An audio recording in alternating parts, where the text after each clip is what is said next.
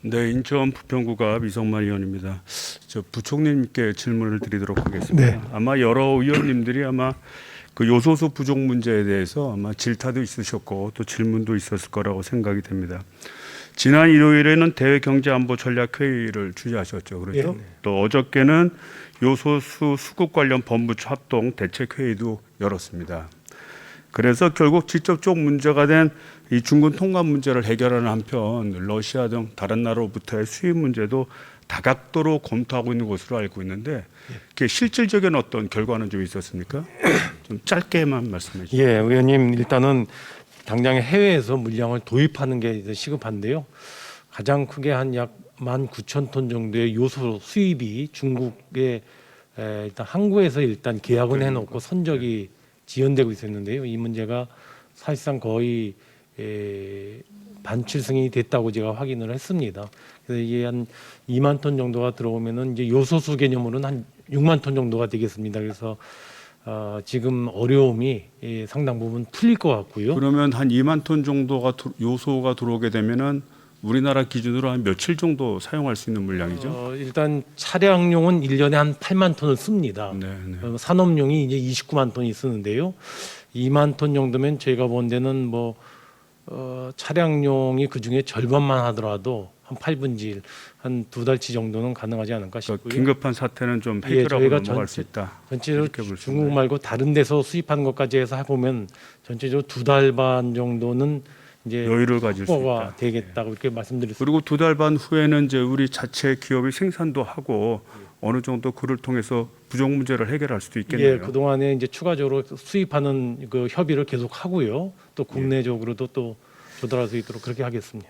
그래서 다소 아쉬운 점은 사실 그 좀 예견된 사태였지 않습니까? 그렇죠? 그래서 작년 10월에 호주하고 중국하고 이제 석탄 갈등의 문제가 생기고 이게 결국은 전력난으로 생기거나 또는 석탄을 원료로 해서 물질을 개발할 경우에 해당된 물질이 생산되지 않을 가능성이 굉장히 높았음에도 불구하고 좀 우리가 안일하게 대처했다. 너무 요소수 문제를 쉽게 보지 않았나 이런 생각이 되고요.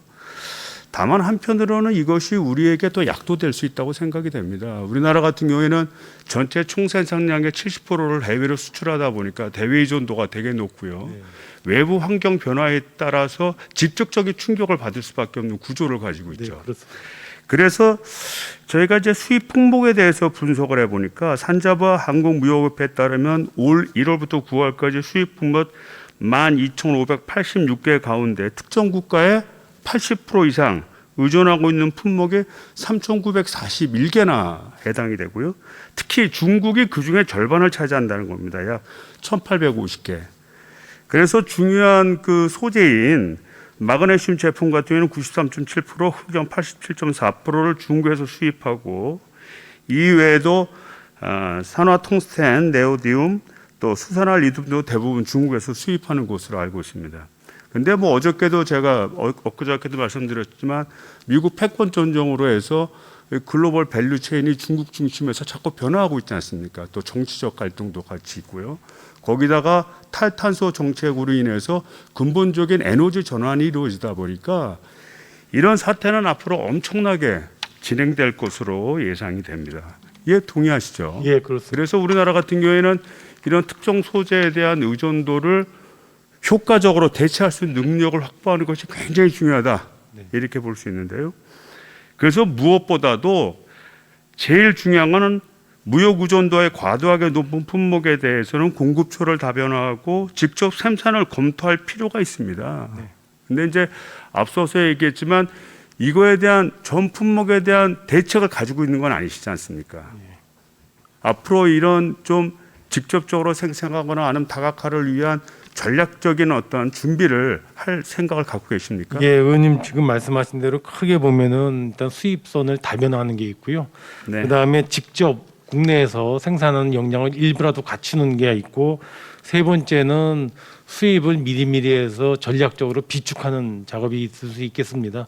저 아주 중요한 품목에 대해서는 이런 전략을 중심으로 해서 치밀하게 대응해 나가도록 하겠습니다.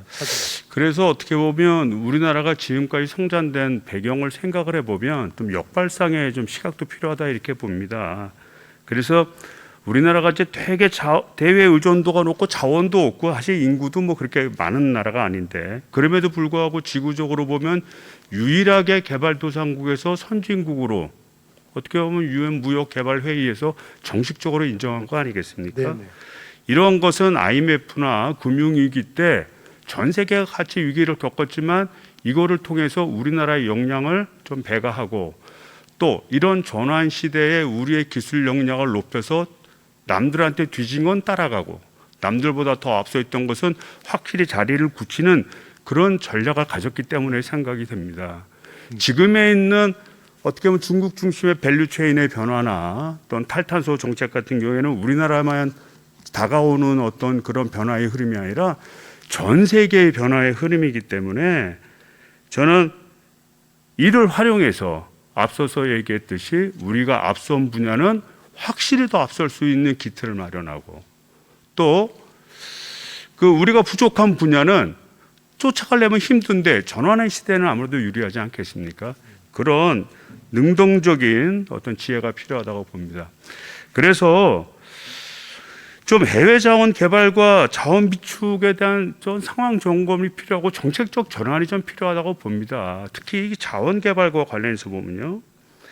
MB 정부의 무리한 이제 자원 외교 후유증으로 사실 우리 공사 공단 등이 수십조 원의 빚을 지고 있는 게 사실 아닙니까? 네네. 그에 따라서 이 광물공사가 그 한국광해 광업공단으로 통폐합이 되기도 했는데요. 근데 예전에는 광물공사가 이제 해외 자원 개발을 직접 정부를 대행해서 하는 면이 굉장히 많았습니다. 근데 이렇게 실패가 자주 이루어지다 보니까 해외 자원 개발 사업 기능을 폐지하고 대신 민간 지원 기능에 역량을 집중해서 뭐 자료를 좀 지원하거나 또 기술을 지원하거나 또는 국고를 보조하는 민간이 앞서가고 정부가 뒷받쳐주는 체제로 해외 자원 개발 정책을 전환을 했죠. 네, 그렇습니다. 그런데요, 아쉽게도 이렇게 전환된 이후에 실질적으로 해외 자원 개발한 사례가 단 한 건도 없다는 겁니다. 이거는 해외 자원 개발이 가지는 그 어떤 리스크가 너무 크고 변동성이 너무 크고요. 그 다음에 해외 자원 개발을 통해서 수익을 보기까지는 굉장히 장기간의 시간이 걸린다는 거예요. 이 물건이 어느 날은 갑자기 값이 싸졌다가 어느 날은 갑자기 비싸지니까 예를 들자면 광산이 있던 광산의 평가가 시간을 가지고 등락폭을 굉장히 길게 하다 보니까 예측하기도 어렵고 그것이 굉장히 장기적으로 이루어진다는 거예요. 그래서 이거를 사업 수익적 측면에서 바라본다고 한다면 아마 해외 자원 개발은 제가 볼 때는 더 요원한 일이 될 것이고요. 국가적 목적을 가지고 접근할 수밖에 없지 않나 이런 생각이 됩니다. 그래서 과거 실패한 것이 있다면 그 원인 분석을 따져서 공과를 그걸 살펴봐야 할 일이고요. 해외 자원 개발에 대한 정부가 차지하는 기능 자체는 포기해서는 안 되고 이거를 오히려 좀 주도적으로 나가야 된다고 생각이 됩니다. 우리 부총리님 좀 동의하십니까? 예, 의원님 저 말씀에 전적으로 동의하고요. 정부도 지난 6차 해외 자원 개발 기본 계획을 2년 전에 만들면서 지금 의원님 말씀하신 민간 협력 모델로 나가자 그랬는데 사실상 그 개발 리스크 때문에 시도한 공공기관이 별로 없었습니다. 앞으로는 아까 의원님 말씀하신 대로 아주 핵심적인 원료 광물 그리고 핵심적인 지역을 대상으로 해서 전략적으로 좀 나가는 노력을 더 기울여 나가야 되지 않은가 싶습니다. 그런 방향으로 좀 시도를 하고 있습니다. 그래서 지금 각 우리 산자부 산하에 있는 공사들이 아직 그 자원 개발 실패에 따른 후유증에서 벗어나고 있지를 못합니다. 그러니까 부패 문제라든지 이게 절차를 어겼다든지 이런 명백한 잘못이 있는 경우에는 분명히 그 여죄를 따져서 문제를 삼아야 되지만 선의의 목적적 의식을 가지고 도전했다 실패한 것은 오히려 실패 분석을 통해서 더 성공할 수 있도록 좀 체제를 좀 전환시켜야 된다고 봅니다. 우리 부총리님의 좀 각별한 좀 애정이 좀 필요하다 이렇게 보고요. 그 다음에 이제 우리 희소 금속 비축 문제를 좀 조달청과 광업공단이 좀 이원화되어 있지 않습니까? 네네. 이것도 이제 우리 부처끼리는 빨리 합의가 돼 있는데 이것도 빨리 일원화해서 좀 효율적으로 좀 이루어질 수 있도록 하는 것이 필요하다 이렇게 볼 수 있고요. 또 비축 일수도 64조 1에서 100일로 늘리는 계획을 하고 있는데 뭐 미국 같은 경우는 2 내지 3년, 중국 같은 경우에도 3 내지 6개월 수준으로 지금 하고 있다는 겁니다. 그래서 좀 더 이 버퍼링 할 수 있는 우리 경제 역량을 좀 갖춰야 된다 이렇게 생각이 됩니다. 이렇게 하실 거죠? 예, 의원님 뭐 말씀에 전적으로 동감하고요. 일단 저희가 한 2달 정도 되던 비축 일수를 100일로 일단 늘렸고요. 핵심적인 거는 180일까지 늘렸는데요. 앞으로도 동향을 보아가면서 의원님 말씀대로 좀 더 늘리는 방향도 적극 검토하겠습니다. 그 둘째로는 이제 처음에 자원 개발을 하지만 둘째로는 러시아 등 잠재적 자원 부국과의 긴밀한 협조 관계가 굉장히 중요하다고 봅니다. 그래서 실제 중국 같은 경우에는 수출 통제법을 이제 만들었죠. 수출 통제법을 만들어서 본인의 정치적 목적이 있다든지 아니면 경제적 필요가 있다고 한다면 언제든지 자원을 무기화할 수 있는 그런 상황이 되고 있습니다. 이번에 요소수 사건도 중국 내부의 상황이 너무 급박해서 뭐 비료를 만들어야 된다든지 전력 부족 때문에 할 수 없었다 이렇게 변명을 하고 있지만 또 한편으로는 또 어떻게 보면 미국과 한국과의 관계에 대한 어떤 균열을 의도한다든지 또 이번에 반도체 정보 제공에 대한 어떤 보복성 심리가 있는 것이 아닌가라는 그런 추측도 있는 것이 사실입니다. 그래서 좀 중국에 좀 과도하게 의존되어 있는 것을 탈피하고 좀 전 세계적으로 나갈 수 있도록 호주나 인도, 카자흐스탄, 몽골 다른 자원부국과 적극적 협력을 좀 나서야 한다 이렇게 생각이 되는데 이 점에도 동의하시죠? 예, 전적으로 동의합니다. 특히 저는 개인적으로 러시아가 되게 중요하다고 생각합니다. 러시아가 특히 사할린 지역은 그 북방 개발의 거점이 될 수 있는 곳입니다. 지금 우리나라는 아무래도 북방부에 있다 보니까 아시아 북방 쪽에 있는 자원을 개발해야 가장 교통 물류비라든지 이런 것의 실효성이 되게 높고 또 우리나라하고의 또 최근의 한류 문화라든지 통해서 좀 친근감도 높기 때문에 전략적으로 필요한 지역이라고 보는데 거기서 나오는 자원들을 효과적으로 우리나라에 가져오려면 저는 사할린 지역이 굉장히 중요하다고 봅니다.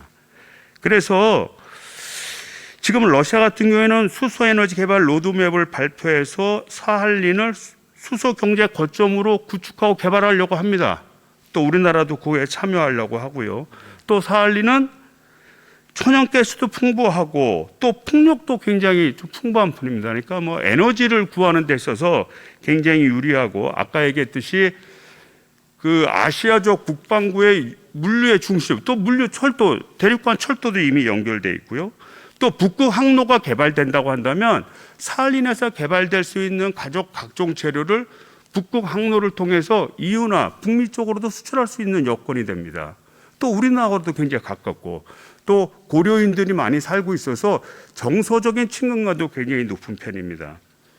그래서 저는 이 사할린이 우리나라 어떤 자원과 관련해서 우리나라를 살리고 우리나라를 다시 한번 재도약할 수 있는 생산과 교육의 거점이 될 수 있지 않겠나 이런 생각이 되고요.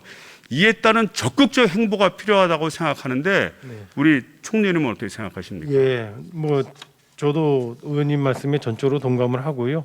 그런 쪽의 시도가 이제까지 사실 많이 이루어지지 못했는데 앞으로 그 중요성이 커져서 저희 정부가 전략을 세울 때 의원님 지금 말씀하신 내용을 전적으로 저희가 감안해서 정책을 수립하도록 하겠습니다. 더구나 우리나라 같은 경우에는 운행할 수 있는 화물 쇄빙선, LNG 쇄빙선이라든지 그 컨테이너 쇄빙선 이런 것을 우리나라가 거의 독자적으로 만들고 있지 않습니까? 그래서 우리한테는 좀 천혜의 기회가 될 수 있는 것 같고요. 또 이를 참 뒷받쳐 주는 것처럼 제1차 한노 수소협력 세미나가 개최되고 하는 것이 굉장히 고무적인 분위기이기 때문에 이 산자부 차원에서의 문제뿐만 아니라 우리 범정부적 차원에서 우리 총리님이 부총리님이 좀 지극한 관심을 갖고 좀 접근해 주십사 하는 부탁입니다. 예, 그자도 한국과 러시아 간의 공동회의가 저하고 또 러시아 부총리하고 그 회의가 예정이 돼 있습니다. 그래서 그때 지금 의원님 말씀하신 사항도 중요하게 다루도록 그렇게 하겠습니다. 두 번째는 이제 원자재, 우리나라 자체에서 생산하는 원자재 가격의 상승에 대한 부분에 대해서 말씀드리고 싶은데, 우리나라는 이 소재를 생산하는 기업들이 대부분 대기업입니다. 특히 독과점 형태입니다. 또 일부 기업은 국책 기업으로부터 출발하는 데도 있습니다. 포스코 같은 게 대표적이죠. 또 뭐 유공도 이제 민영화돼서 또 SK 종류로 또 바뀌고. 근데 이런 기업들이 대부분 독과점 기업입니다. 근데 독과점 기업은 스스로 가격을 창출할 능력이 있지 않습니까? 또 가격 창출이 시장 실패의 원인이 되기도 하죠. 네. 그래서 정부가 이런 가격 상승에 대한 부분을 보다 효과적으로 짚어볼 필요가 있다. 그럼에도 불구하고 우리나라는 현재 그런 기능이 없다는 겁니다. 지금 각종 원자재가 다 상승하는데 그 조사에 한 바에 의하면 제품 생산 시 주로 쓰이는 원자재 89.9%가 작년 말 대비 상승했고 평균 33.4%로 올랐다고 합니다. 그중에서도 철강류 가격 상승이 가장 크게 올랐고 가장 부담스러운 부분이라고 합니다. 그래서 이 우리나라 포스코 등에 생산하는 소재 등을 가져다가 생산하는 기업들이 1분기 매출이 감소했다는 기업은 49.6%, 약 50%에 해당하고요. 영업이익이 감소했다는 기업은 87.4%에 해당합니다. 그러니까 소재 때문에 지금 못 살겠다, 자살하겠다 이런 사람까지 나오는 그런 상황입니다. 그런데 포스코 내부를 살펴보니까 포스코 제품 가격을 보면 20년 여령 가격 톤당 57만 원에서 올해 3분기 109만 원, 약 2배 정도 올랐죠. 냉연 가격은 65만 원에서 112만 원으로 이것도 약 2배 정도 올랐습니다. 그런데 영업이익을 살펴보니까 2000년 상반기, 작년도입니다. 작년 상반기에 4,581억 수준이었던 것이 올해 상반기는 2조 6,810억 원. 3분기 실적은 사상 최대랍니다. 3조 1,100억 원을 이뤘습니다. 그러면 포스코가 이런 막대한 기업을 이루는 데는 자체적인 기업의 효율성을 도모하고 뭐 경영을 합리화한 측면도 물론 있겠죠. 그걸 부정하지는 않습니다. 그러나 이런 철강류 가격의 상승을 통해서 막대한 영업이익을 추구한 것이 아니냐 이렇게 유추할 수밖에 없잖아요. 앞서서 얘기했듯이 포스코 같은 경우에는 국책기업으로 국가의 그늘 속에서 형성된 기업입니다. 그랬기 때문에 독과점에 위치해 있고 지금의 우리나라 내에서 절대적인 영향력을 할 수 있는 기업인데 이제는 그런 국책기업에서의 성격은 어디로 갔는지 모르겠고 이익만을 추구하는 이익 집단화되고 있지 않습니까? 이 점에 대해서는 근본적으로 물가 관리라는 차원에서 좀 기재부가 나서야 된다고 봅니다.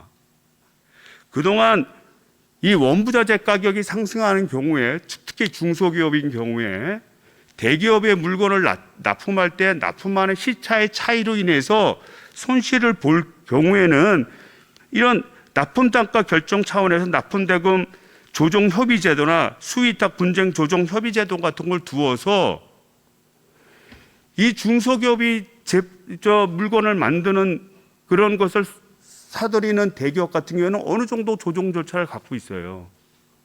반면에 이 소재를 생산하는 기업들 같은 경우에는 중소기업에만 영향을 미치는 게 아니라 우리나라는 선박이라든지 자동차라든지 모든 분야에 엄청난 영향을 주는데도 불구하고 이에 대한 조정 제도가 거의 없는 형편입니다.